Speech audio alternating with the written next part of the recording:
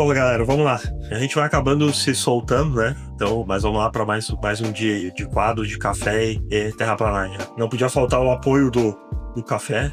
Pô, nunca canso de falar, esse quadro aí já tem patrocínio. Pô, por incrível que pareça. Ó, Bruder, melhor café de Porto Alegre. Incrível, melhor local para tu ir com a família. É um ambiente...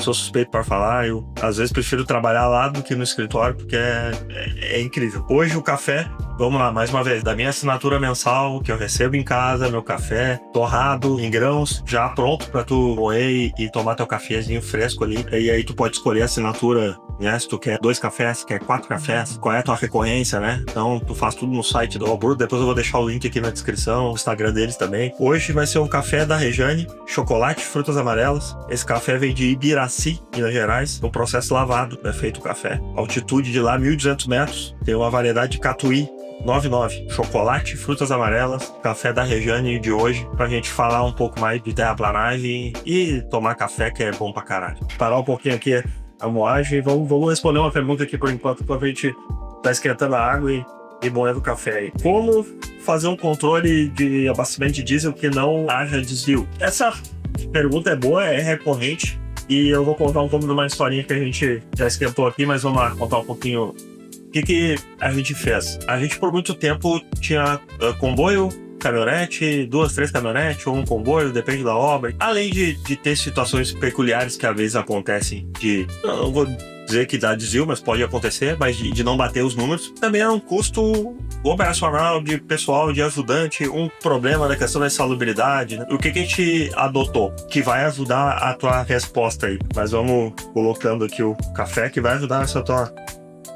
Sensacional. Na tua resposta aí, o que a gente fez para fazer esse controle melhor? A gente terceirizou tudo. Então o que a gente faz? A gente contrata um comboio de uma distribuidora, só que aí tem que ter muita organização, porque esse pedido é feito por WhatsApp, uma organização, a gente bota o contratante junto, porque a gente faz faturamento direto também, que é uma outra dica daí contábil e financeira para tu, né, economizar e para não ter tributação ali dos teus custos. Fatura direto, sempre o diesel, aí já é uma economia, tu fatura direto sempre o diesel para quem te contrata. Então por que tu vai... Vamos lá, números exatos. Fatura 100 mil, 25 a 30% é diesel, 30 mil reais de diesel. A líquido de imposto depende de onde é que tu tá, mas vamos botar 10%, vamos botar sempre números absolutos. Então ali são 3 mil de imposto. Pra que tu vai gastar isso? Tu pode... Porque tu vai pegar 100 mil reais, botar no teu bolso e já dá pro... Nem vai entrar no teu bolso, já vai dar pro diesel. Por que tu não fatura direto? Então tu já economiza 3 mil ali, né? Então eu vou te dar uma conta aí que tu vai economizar mais de 10 mil por mês. Depende do teu tamanho, né? Obviamente. Fazendo esse faturamento direto, já faz uma economia com o contratante. Pega comboio, organiza toda a logística, daí tu tem que estar muito apurado para tu não precisar de ficar com estoque na obra, né, de diesel, muito apurado teus controles para sempre fazer os pedidos. E aí o comboio vai direto, um comboio licenciado, vai lá o cara, tu não tem responsabilidade nenhuma de mão de obra, não vai ter problema com o trabalhista, o cara abastece cada máquina tua, emite a nota na hora, né, a cobrança e o boleto, e na hora tu vai ter os controles, porque o que acontece? Vai tirar uma fotinho, grupo de WhatsApp, tudo é grupo de WhatsApp. Ah, tu pode montar um sistema? Pode fazer tudo, só que é tudo uma coisa para tu travar. Então eu adoto o WhatsApp, cada máquina do seu grupo do abastecimento, vai lá e tira foto do leitor lá de litragem do tanque, do terceiro, do comboio que vai, tira foto do olímetro da máquina e a quantidade de litro que abasteceu. Foi 1.000 litros, foi 200 numa máquina, 150 nota, 70 nota. Ah, olha aí, correria tá dando uma ligação. É durante o vídeo, a gente não escolhe, a gente já vai responder ele. O que acontece com isso? Tu vai saber o que abasteceu, né? Os olímetros, tudo certinho. E aí não tem 100% que não tem desvio e tu não tem problema trabalhista, tu não tem problema de grandes prejuízos. Na realidade, tu tem economia. Economia aqui já te dei 2. Faturamento direto com o contratante, que a gente contrata o diesel, e terceirizar totalmente teu abastecimento. É uma situação, estou falando de se tiver um ajudante, um encarregado para abastecer e uma caminhonete, um comboio, vai economizar aí por mês aí fácil, dependendo do que tu fatura aí, mais de 15 mil reais só com essas 2 dicas aí. Vamos lá, agora eu vou responder as outras aqui, esperar o tempo aqui da prensa francesa e bora lá responder as outras perguntas na mesa.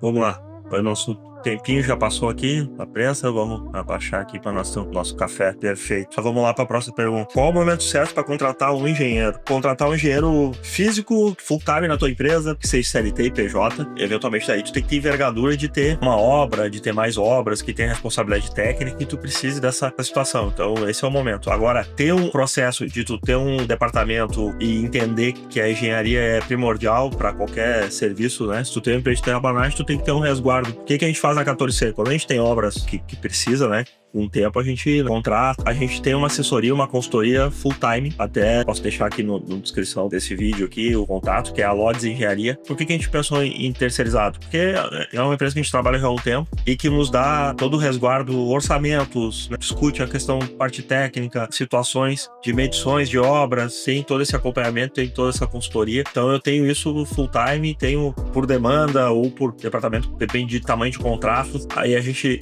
tem isso. Então, para responder particularmente a tua pergunta, para a tua empresa, a todo momento tem que ter, para diminuir custo, né? Ter uma consultoria, ter uma situação que tu contrate por demanda mesmo. Vou fazer um orçamento, tem que olhar aqui, tem que ter esse resguardo, até porque senão tu pode acabar pegando um serviço, pegando um contrato que te dê problema lá na frente se tu não tiver uma leitura de um responsável técnico. E para colocar esse engenheiro full time na empresa, CLT ou PJ, aí sim tem que ter contrato que tenha envergadura para isso, com tempo, que tenha lá nesse contrato um centro de custo lá que tu tenha, obviamente, essa atividade de responsabilidade técnica, de engenharia, dentro do teu orçamento, dentro da tua proposta, e aí para te resguardar financeiramente e para tu ter principalmente um resguardo técnico que é essencial em obras de terraplanagem, infraestrutura, tudo que vai envolver equipamentos. Vamos lá. Como controlar se a equipe está produzindo de verdade na obra? Porra, às vezes vai parecer que eu sou repetitivo e chato.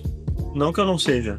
Como que tu vai identificar se tá produzindo mesmo, de verdade na obra? Lá atrás já respondi em vídeo, já ter dedinho no batimento cardíaco. Tu tem que estar em cima e o que é isso? Controle absoluto. Chegou o final do dia, o pessoal tem que te mandar o que fez. No outro dia, tu tem que avaliar o que tu fez. Isso tá tudo nos nossos vídeos aqui, tem no nosso curso. A gente faz muito em processo. A gente já tentou, parou, viu que não era o momento. E em algum momento vou fazer um programa próprio. Eu vi que aquilo travava muito. A gente usa planilha de Excel, grupo de WhatsApp. Grupo de WhatsApp por quê? Porque todo mundo tem um smartphone, todo mundo tem um celular e o funcionário tá ligado ali 100%. Então, coloca tudo ali, cada obra, o que foi feito, cada máquina, seu orímetro. É ali que é a prospecção da informação. Tu prospecta ali e aí tu minera os dados, falando bonito agora, minera os dados e joga em cada planilha, em cada controle, em cada forma de tu avaliar. E aí, com essas informações, aí tu vai gerar teus indicadores, ver se, né, dentro do planejado e realizado depois, se tá executando, se tá cumprindo a tua meta. E aí vai muito do planejamento da tua obra. Mas assim, para entender lá atrás,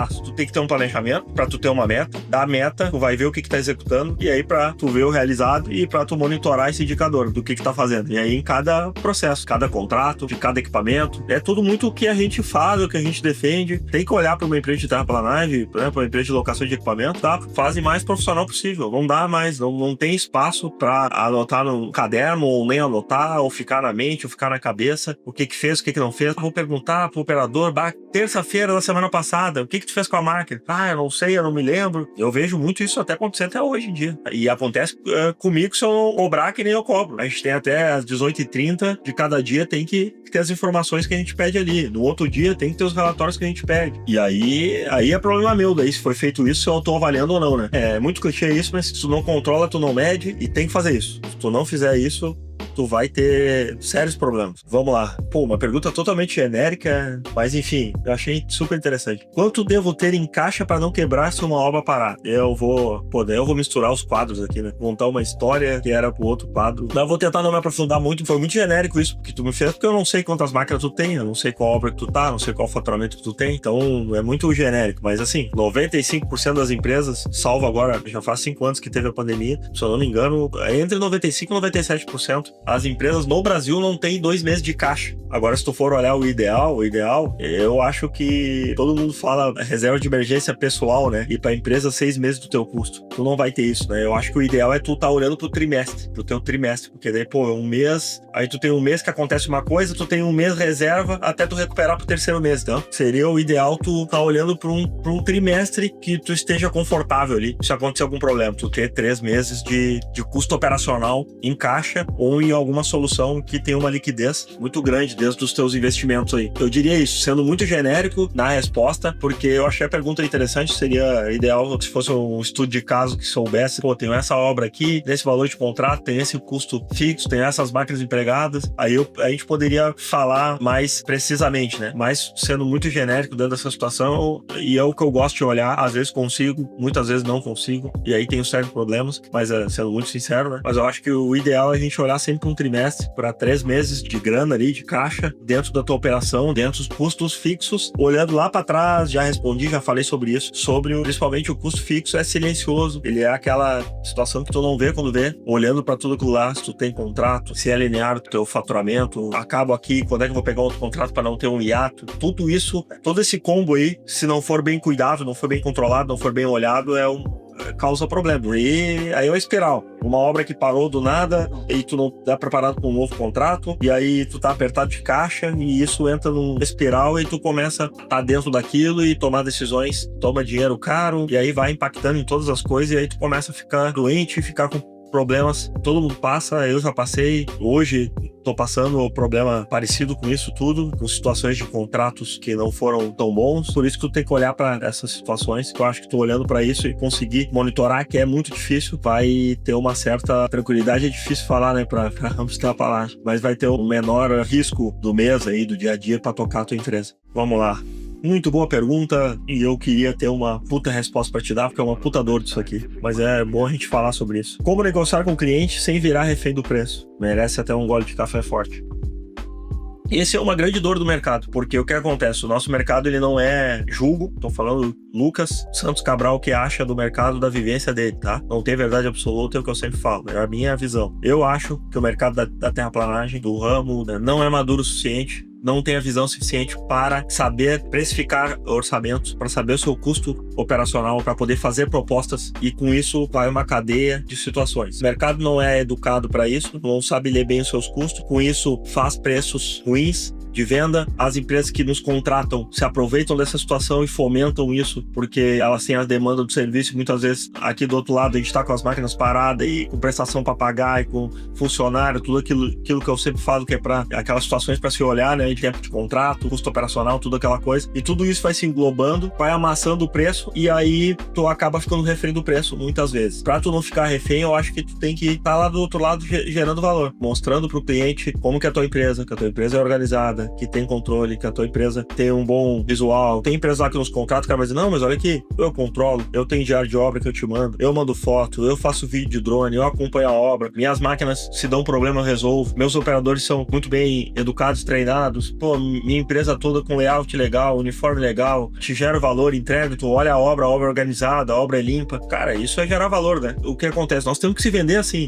Porque senão o cara que te contrata vai dizer, cara, eu só quero fazer buraco, não me enche o saco, vai a merda, desculpa falar, e esmaga o preço e aí tu fica refém. Eu julgo que o mercado tá mudando, vai mudar, não sei dizer o tempo, pode ser que seja na próxima geração. A geração lá antiga não era assim. Eu vejo um pouco da nossa geração, mas ainda pegando, ainda com resquício um pouco lá pra trás, dessa nova geração que tá chegando, tentando mostrar isso, tentando mostrar que não é só preço, que dá pra tu gerar valor, e aí pra isso tu tem que mostrar todas essas coisas que eu te falei. É o ideal de uma empresa, pra quem te contrata lá realmente ver, pô, eu não vou contratar mais barato, que eu vou me incomodar, eu vou ter problema. Na minha obra vai passar 3, 4, 5 empreiteiros, eu quero um parceiro, eu não quero quebrar, e empreiteiro, e pra isso, pô, o cara me entrega isso, pô, isso tem um valor, né? Isso tem um preço. Obviamente tu não vai querer cobrar mais do que se tenha uma margem saudável, tanto para quem te contrata e preço, e uma margem saudável para seguir com a tua empresa. Eu acho que é isso, é o que a 14C procura mostrar. Mostrar que a gente atende bem o cliente, que a gente entende o que tá fazendo tecnicamente, que a gente mostra como se faz a obra numa visão legal, né? Pode parecer besteira, mas, pô,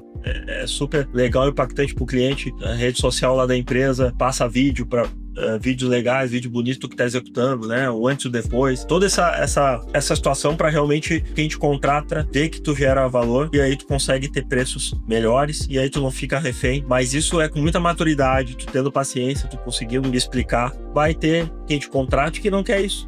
ele não quer valor, ele quer preço. E aí tu vai ter que, é clichê isso, demitir o cliente. Mas não é demitir, é tu procurar e estruturando a tua empresa para tu não ficar refém disso. Eu acho que é uma escolha tua, pessoal, e tu tem que te preparar para isso. Não pode ficar só negando, fazendo toda essa jornada para chegar no momento que tu possa realmente escolher gerar valor pro cliente e não ficar refém de preço. Bom, vamos lá. Pô, essa pergunta aqui, cara, quem fez essa pergunta é de parabéns. Como organizar a agenda das máquinas para evitar ociosidade? Como a gente faz, tá?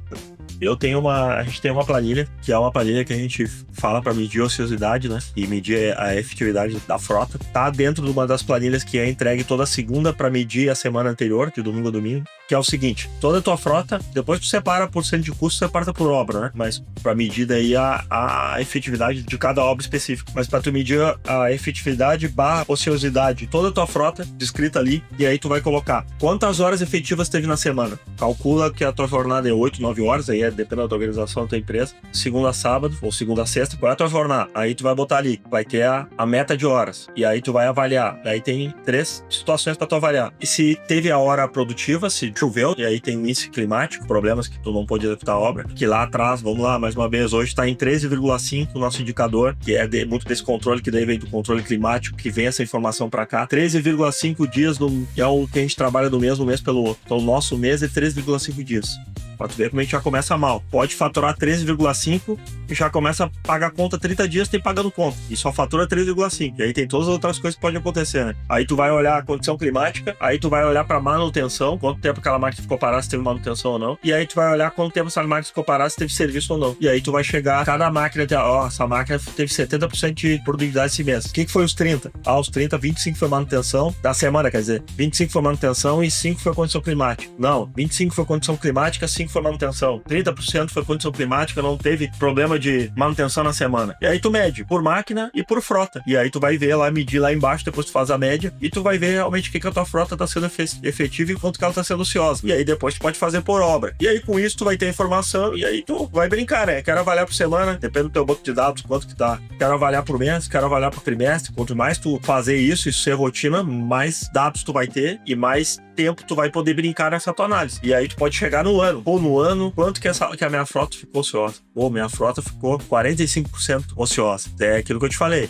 Pô, se ela ficou 45% do tempo ociosa, 45% da minha frota ficou ociosa. Se eu tenho 10 máquinas, 4,5 das minhas máquinas ficou ociosa. Não existe 4,5 máquina, então é sim, sempre arredonda para mais. Então metade das minhas máquinas fica ociosa. Então eu só faturo com metade. Então aí tu vai poder fazer o teu custo fixo, só faturo com metade, aí tu vai entender o porquê da metade, aí tu entende para comprar. Enfim, aí tu vai brincando com todas as informações e aí tu vai brincando de ser gestor, na realidade. Não é brincar, né? É muito sério. E aí tu vai poder tomar a decisão. E aí tu vai poder ler a tua empresa. E é o que mais me dá tesão e que mais me pega é poder olhar realmente esses números, porque começa a ver coisas ali incríveis de tomar de decisão que tu faz errada, que na realidade, porra, por que eu tô imprimindo essa pressão? Por que eu tô colocando essa pressão em mim se eu não consigo entregar aqui? Pô, tô com um monte de problema aqui, tá tendo um monte de manutenção, o que que é? Pô, minha frota tá mesmo envelhecida, não, tá tendo erro de avaliação, não, tá tendo erro de operação que tá quebrando as máquinas. Pô, chove muito, não adianta eu ter essa quantidade de máquina pra esse nível de contrato. É isso. Se for responder, é essa planilha tá lá nas 9 planilhas que a gente vende, que estão junto com o curso. Se tu quiser comprar só separado, tem só curso que é só as planilhas, né? Que tem um valor menor do que, né? Do custo de gestão de empresa de terraplanagem, que daí é o curso 0 ao controle total, que daí só são as 9 planilhas,